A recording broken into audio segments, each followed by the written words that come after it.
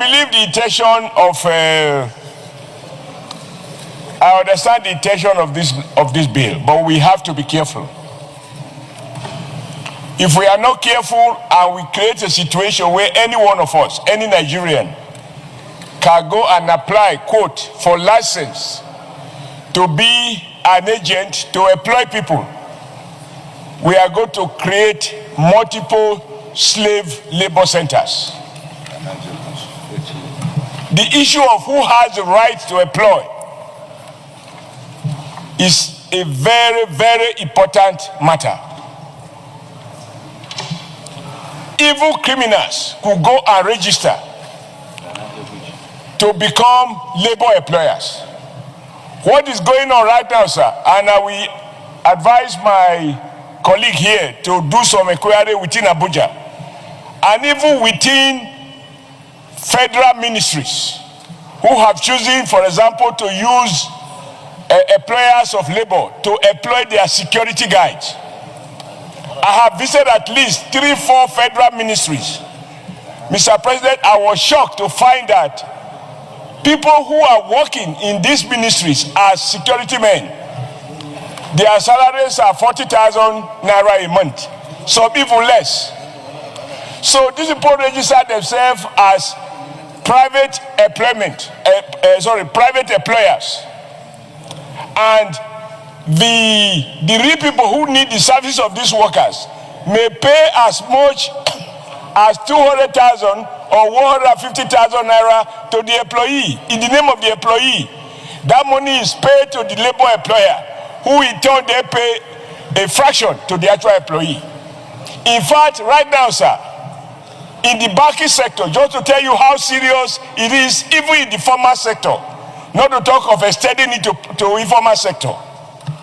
Right now, sir, and I think it is worth investigating by our Committee on Labor, you will find some of the major banks in Nigeria, I don't need to mention them, I use all major banks. About more than 50% of their employees are contract employees. They are employed by private labor, which the owners of the bank set up. The bank invoice higher wages in the name of these employees, but the private employer of those employees pay these employees a fraction.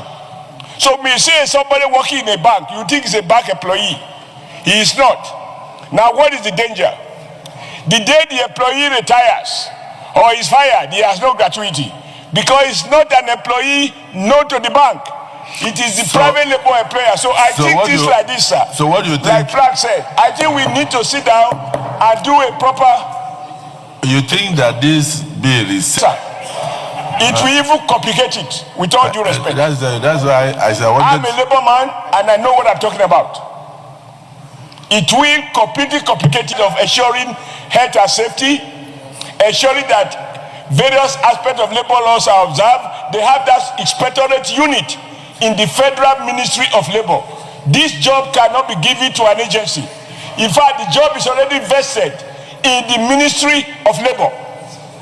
The Senate cannot enact a law that will contradict what is already in existence, but in a manner that will create multiple centers of fraud, abuse of Nigerian workers.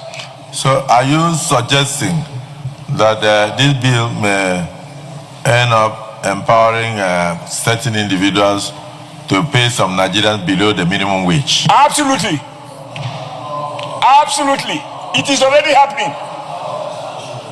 It is already happening, and it's something we can verify. I can tell my brother, will visit 1 or 2 or 3 places, you will see, for example, a man dressed as a security staff. What is your salary? 40,000. And you are working in the federal government? No, I'm employed by a private security outfit.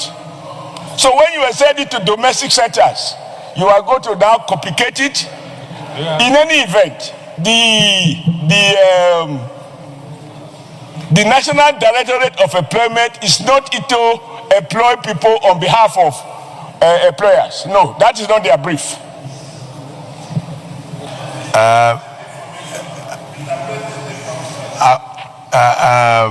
I'm trying to suggest that we can allow the bill to go for a second reading, and then all the issues canvassed will be conversed at a public hearing, including the one that Senator Plank raised. So at that stage, the previous bill could be consolidated with this one, and then we try to